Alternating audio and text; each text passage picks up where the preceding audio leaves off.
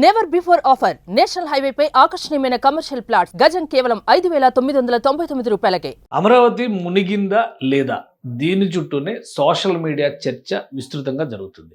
ఆంధ్రప్రదేశ్ రాజధాని అమరావతి విషయంలో కొంతమంది విపరీతమైనటువంటి ద్వేషాన్ని రగిలించే కామెంట్స్ చేయడం, అలానే నేట మునిగిపోయింది, ఐకానిక్ టవర్లు పూర్తిగా మునిగిపోయాయి అనేటువంటి ప్రచారాలు చేయడం, మరోవైపు నుంచి ప్రభుత్వ పక్షాన కొన్ని క్లారిఫికేషన్స్, ఏకంగా విజయవాడ బుడమేరు కట్టం మరోసారి తెగిపోతుందనే ప్రచారం కూడా జరిగింది.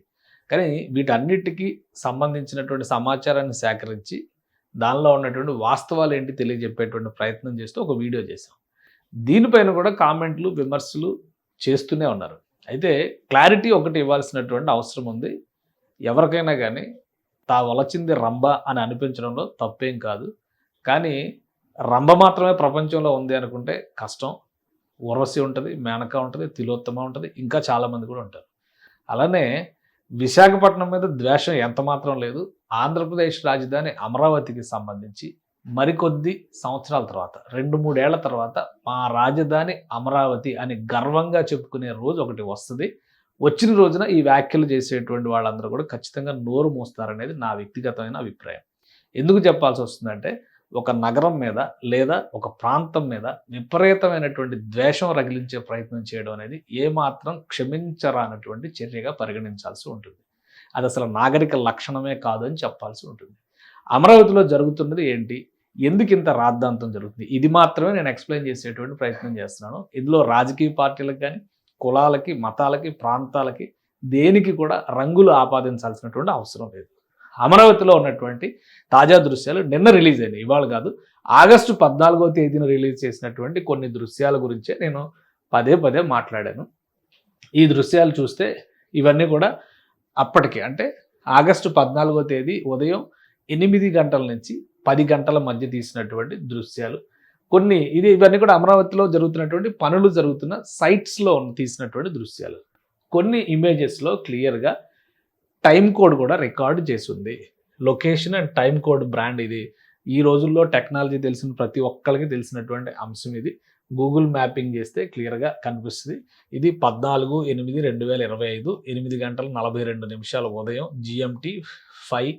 అంటే మనం 5:30 గంటలు గ్రీనిచ్ మీన్ టైం కంటే ముందర ఉంటాం. ఇది బహుశా తెలిసి ఉంటుందని అనుకుంటున్నాను నేను. సో ఆ ఉద్దేశంతో లాంగిట్యూడ్, లాటిట్యూడ్తో సహా తీసినటువంటి దృశ్యాలు ఇవి. వీటిని మాత్రమే నేను చూపించాను. సో ఇవన్నీ ఎందుకు చెప్పాల్సి వచ్చిందంటే, అమరావతి మునిగిపోయింది అనేటువంటి ఏడుపు గొట్టు మాటలకు సమాధానంగా మాత్రమే చెప్పాల్సి వచ్చింది. ఇందులో అనేక దృశ్యాలు ఉన్నాయి, ఇది ఒకటే కాదు, మరికొన్ని ఫోటోలు కూడా ఉన్నాయి.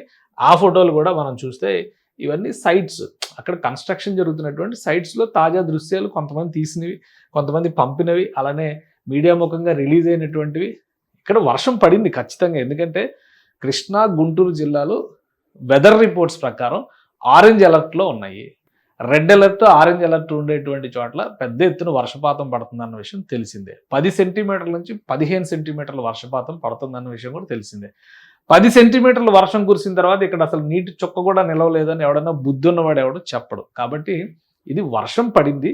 కానీ వర్షం పడినా కానీ అందరూ చెప్తున్నట్టుగా అమరావతి మునిగిపోయింది అనేటువంటి మాట శుద్ధ అబద్ధం అని మాత్రమే చెప్పే ప్రయత్నం చేశాం. ఇంకా ఇందులో కూడా ఇంకో క్లారిఫికేషన్ ఉంది. ఇవన్నీ కూడా ఇవి ఐకానిక్ టవర్స్కి సంబంధించినటువంటి బిల్డింగ్ స్ట్రక్చర్స్. ఇక్కడ మీకు క్లియర్గా లొకేషను ఇది 2 జూమ్ చేసి చూస్తే ఈ క్రాస్ టవర్స్గా ఉన్నాయన్నీ కూడా HOD టవర్స్ బిల్డింగ్స్. నిన్న కూడా ఇవి చూపించాను నేను, ఎందుకంటే వాటి ఫౌండేషన్స్, వాటికి సంబంధించినటువంటి ఈ క్రాస్ టవర్స్ అన్నీ కూడా HOD టవర్స్ బిల్డింగ్స్.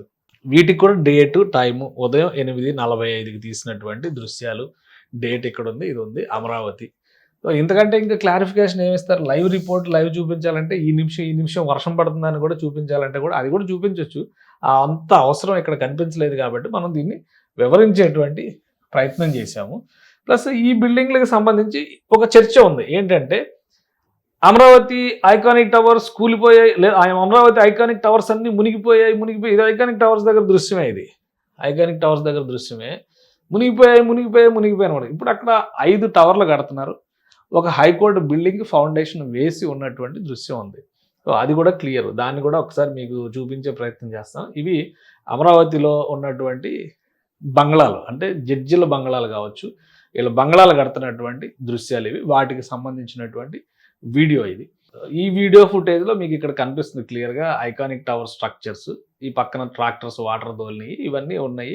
ఈ పక్కన ఇది కనిపిస్తుంది కదా, ఇదేంటిది, ఈ హైకోర్టు బిల్డింగ్కి సంబంధించినటువంటి హైకోర్టు ఎనెక్సర్ బిల్డింగ్ అంటారు దానికి సంబంధించిన దృశ్యం. దీని మధ్యలో, ఈ రెండింటికి మధ్యలో high court permanent high court building structure కూడా నిర్మాణం జరుగుతుంది.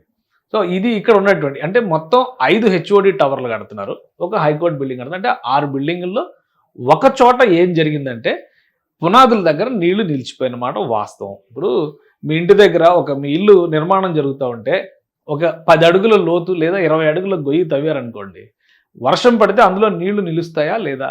నీళ్లు నిలిచినప్పుడు మొత్తం మునిగిపోయిన ఐకానిక్ టవరే మునిగిపోయినట్ట, అది పునాదుల్లోకి నీళ్లు వచ్చినట్ట. గత ప్రభుత్వ హయాంలో దాదాపుగా మీకు అవి కూడా కొన్ని దృశ్యాలు చూపిస్తాను. గత ప్రభుత్వ హయాంలో చేసినటువంటి ఈ దృశ్యాన్ని వైరల్ చేస్తున్నారు. ఇక్కడ నీళ్లు నిలిచిన మాట క్లియర్ కనిపిస్తుంది. అందులో ఇప్పుడు నీళ్లు నిలిచాయి. పునాదులకి సంబంధించినటువంటి దృశ్యంలో 40 అడుగుల గోతులు తవ్వితే నీళ్లు నిలుస్తాయి. వర్షం పడినప్పుడు నీళ్లు నిలవకపోతే నీటి పల్లమెరుగు అంటారు కదా, నీరు పల్లమెరుగు అన్నప్పుడు గోతుల్లోకి నీళ్లు వెళతాయి. దీంతో టవర్లు మొత్తం మునిగిపోయినట్టు ఎలా అవుతుంది? ఒకవేళ ఈ పనులకి ఈ టవర్ సైట్ ఏదైతే తవ్వారో అక్కడ కొంత ఇబ్బందికరమైన వాతావరణం ఉంటుంది, మళ్ళీ నీళ్లు తోడిన తర్వాత నిర్మాణానికి ముందుకెళ్తాయి. కానీ ఎంత విద్వేషం అంటే అమరావతి టవర్, అసలు ఐకానిక్ టవర్ల పనులు గత 5 ఏళ్లలో జలసమాధి చేసినటువంటి భవంతుల పునాదుల పైన ఈ ప్రభుత్వం మళ్ళీ డబ్బులు ఖర్చు పెట్టి నీళ్లన్నీ తోడి పనులు ప్రారంభించే దిశగా ముందడుగు వేసింది. కాంట్రాక్టులు ప్రొసీజర్, ఎందుకంటే గవర్నమెంట్లో ప్రొసీజర్ అనేది చాలా ఇంపార్టెంట్. ఆ ప్రొసీజర్ ప్రకారం ఎలకేషన్ జరిగిన తర్వాత ఇప్పుడు వర్షాకాలం వచ్చింది, వర్షాలు పడుతున్నాయి. దీనికి ఏదో ఉత్పాతం జరిగిపోయినట్టుగా అమరావతి మునిగిపోయింది అని పాట పడుతున్నారు. పైగా ఎలాంటి దృశ్యాలు వైరల్ చేస్తున్నారంటే ఇది అమరావతి అంట. ఈ అమరావతిలో ఈ భవంతులు ఎక్కడున్నాయి? ఎవడైనా మెడ మీద తలకాయ ఉన్నాడు ఒప్పుకుంటాడా? అమరావతి సీడాక్సిస్ రోడ్ ఇలా మునిగిపోయిందంట. ఇలాంటి పనికి మాలిన తప్పుడు దృశ్యాలను తీసుకొచ్చి పదే ప్రచారం చేస్తూ అమరావతి మీద విషం చిమ్మేటువంటి వాళ్ళకి నేనైతే ఏం సమాధానం చెప్పదలుచుకోలేదు. బట్ తటస్థంగా అసలు అమరావతిలో ఏం జరుగుతుంది తెలుసుకోవాలని ఆసక్తి ఉన్న వాళ్ళకి మాత్రమే నేను క్లారిటీ ఇస్తున్నా. వీటన్నిటికంటే ఇంకొక పరాకాష్ట ఐటమ్ నేను ఒకటి చెప్తా. నిన్న భూమి పూజ చేశారు నందమూరి బాలకృష్ణ గారు, ఇండో అమెరికన్ క్యాన్సర్ ఇన్స్టిట్యూట్ చైర్పర్సన్గా. ఈ భూమి పూజ కార్యక్రమం జరిగింది అమరావతిలోనే కదా, ఇది అందరికీ తెలిసిందే కదా. అమరావతిలో ఇది అమరావతి కాదని చెప్పడానికి అవకాశం లేదు. పైగా బాలకృష్ణ గారికి సెంటిమెంట్స్ చాలా ఎక్కువ. ఉదయం 10:18 ముహూర్తం పెట్టి ఆయన భూమి పూజ చేశారు. ఆయన ఒక్కరే చేయలే, అనేక మంది మంత్రులను పిలిచారు, ప్రజాప్రతినిధులను పిలిచారు. స్థానికంగా అమరావతిలో ఉన్నటువంటి అమరావతి రైతుల్ని, ఉద్యమంలో పాల్గొన్నటువంటి వాళ్ళందరూ పాల్గొన్నారు. ఒకవేళ అమరావతి మునిగిపోతే బసవతారకం క్యాన్సర్ ఆసుపత్రికి వేసినటువంటి పునాదులు ఎక్కడ వేశారు? ఇది ఏదైనా సినిమా స్టూడియోలో సెట్ వేసి పునాదులు వేశారా? భూమి పూజ చేశారా? కాదు కదా. ఎందుకు ఇంత ద్వేషం అమరావతి మీద? చాలా క్లియర్గా అక్కడ ఒక టెంట్ వేశారు, ఆ దృశ్యాలు కనిపిస్తున్నాయి. ఆయన మాట్లాడారు, అక్కడికి చాలామంది అతిరథ మహారథులు వచ్చారు, డాక్టర్ నోరి ఆయన వచ్చారు, వీళ్ళందరూ అక్కడ ఉన్నారు.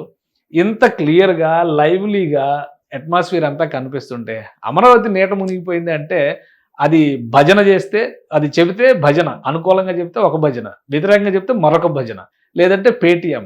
కాబట్టి కొద్దిగా విచక్షణతో ఆలోచించండి. అమరావతిలో వర్షం కురిసింది. అమరావతి ఎగువ ప్రాంతాలు, ముఖ్యంగా పాత అమరావతి నుంచి పైన నాగార్జున సాగర్ గేట్లు ఎత్తేసారు. కింద విజయవాడ దగ్గర 5 లక్షల క్యూసిక్ల నీటి ప్రవాహం దిగువకు వెళ్తుంది. పైన ఎగువన ఉన్నటువంటి కొండవీడు పైనుంచి పడుతున్నటువంటి వర్షపాతం ఫలితంగా కొండవీటి వాగు కూడా పొంగి పొరులుతుంది. ఆ మొత్తం వాటర్నంతా స్టెబిలైజేషన్ చేసేటువంటి ప్రక్రియలో అనేక చోట్ల కాలువల్ని వెడల్పు చేసేటువంటి ప్రయత్నం చేస్తూ కాంట్రాక్టు సంస్థలు నిర్మాణ ప్రక్రియలో నిమగ్నమై ఉన్నాయి. ఈ సమయంలో వర్షం పడితే ఖచ్చితంగా ఆ ప్రాంతాల్లో నుంచి, అంటే లోతట్టు ప్రాంతాలుగా ఉన్నటువంటి ప్రదేశాల నుంచి వాటర్ ఉంది. కానీ అమరావతిలో ఏ ఇల్లు మునగలేదు, ఏ రహదారి మునగలేదు. అలానే అమరావతిలో ఎక్కడైతే పునాదుల కోసం తవ్వకాలు జరిపారో ఆ పునాదులు నీట మునిగిన మాట వాస్తవం. ఐకానిక్ టవర్లు మునగలేదు.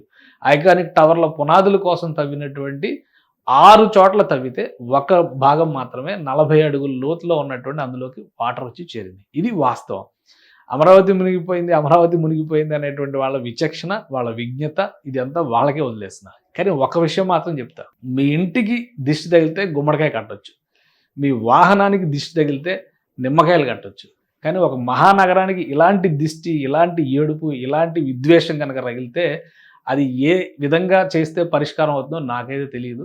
కానీ ఖచ్చితంగా ఇలాంటి వాళ్ళందరూ కూడా ఒక 2-3 ఏళ్ల తర్వాత అమరావతి మా రాజధాని అని గర్వంగా చెప్పుకునేటువంటి సందర్భం అయితే ఖచ్చితంగా వస్తుంది. ఒక డెవలప్మెంట్ ఎకానమీని చూసేటువంటి వ్యక్తిగా జర్నలిజంలో ఇప్పటి వరకు నేను చూసినటువంటి ఆర్థిక సంస్కరణల ఫలితాల వలన ప్రాంతాల నైసర్గిక స్వరూపం, అంటే ఆర్థిక నైసర్గిక స్వరూపం మారినటువంటి విధానాన్ని అధ్యయనం చేసిన వ్యక్తిగా నేనేం చెప్తున్నానంటే, రాబోయేటువంటి రోజుల్లో ఖచ్చితంగా అమరావతి మా రాజధాని అని చెప్పుకునేటువంటి రోజు ఒకటి వస్తుంది. ఈ ఏడ్చే ఏడుపంతా ఆ రోజు ఖచ్చితంగా కొట్టుకుపోతుంది. సుమన్ టీవీలో మీ పర్సనల్ అండ్ బిజినెస్ ప్రమోషన్స్ కోసం కింది నెంబర్కి కాంటాక్ట్ చేయండి.